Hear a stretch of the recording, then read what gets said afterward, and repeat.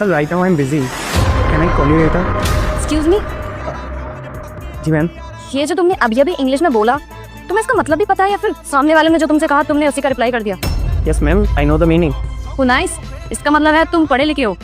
Obviously ma'am, I have completed my engineering. क्या बात है, तुम इंजीनियर भी हो और काफी पढ़े लिखे भी लगते हो, लेकिन तुम यहाँ पर ये गार्ड की नौकरी क्यों कर रहे हो? और वैसे भी यहाँ पर तो शायद पहले कोई अंकल काम किया करते थे, तुम्हें तो मैंने पहली बार देखा है।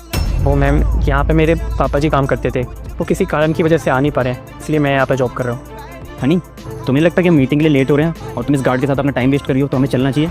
एक सेकंड नर्स, मैं बात कर रही हूँ। अच्छा तुम मुझे बताओ कि तुम इतने अच्छे खासे पढ़े लिखे हो, उसके बावजूद भी ये गार्ड की नौकरी कर रहे हो। अगर तुम चाहते तो किसी अच्छी बड़ी कंपनी में अच्छी पोस्ट पे काम कर सकते थे और तुम्हें सैलरी पैकेज भी अच्छा मिलता।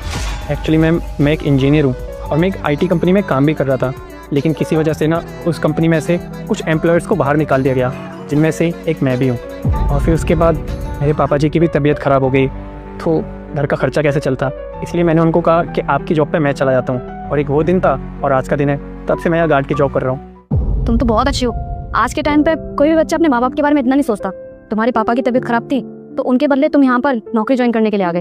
तुमने अपने बारे में एक बार भी नहीं सोचा। अगर तुम्हारी जगह कोई और होता तो शायद इतना नहीं करता। सच में तुम तो बहुत अच्छे हो। हाँ मैम, वो क्या है ना, बचपन से ही मैंने अपने पापा जी को एक गार्ड की जॉब करते हुए देखा है और उन्होंने मुझे इतना बड़ा किया, इतना पढ़ाया लिखाया, वो भी इस गार्ड की नौकरी की वजह से। इसीलिए मैम, अब घर का खर्चा तो चलाना ही था ना, मेरे पास जॉब नहीं थी। और ऐसा नहीं है मैम, मैंने दूसरी कंपनियों में ट्राई नहीं किया, मैंने दूसरी जगह भी गया, वहाँ पे बहुत सारे इंटरव्यू वगैरह भी दिए, लेकिन कहीं पर सिलेक्शन नहीं हो पाया। फिर घर का खर्चा कैसे भी चलाने के लिए मैं इस गार्ड की जॉब को करने लगा।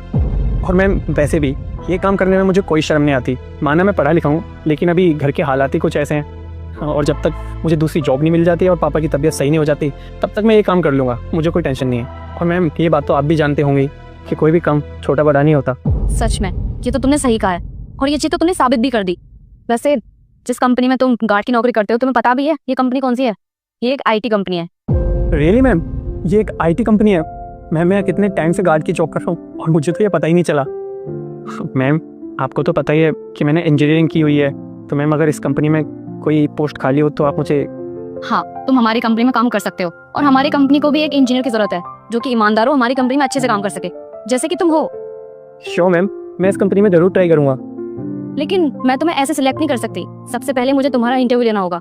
अगर तुम इंटरव्यू क्रैक करते हो, उसके बाद ही हम डिसाइड करेंगे कि तुम हमारी कंपनी में काम कर सकते हो या फिर नहीं। श्योर मैम, मैं पूरी मेहनत करूँगा कि मैं इंटरव्यू क्रैक कर पाऊँ, और मैं जॉब लगने के बाद ना मैं पूरी ईमानदारी से काम करूँगा। ठीक है, तो फिर कल सुबह 10 बजे मिलते हैं। ठीक है मैम, मैं कल सुबह टाइम से पहुँच जाऊँगा।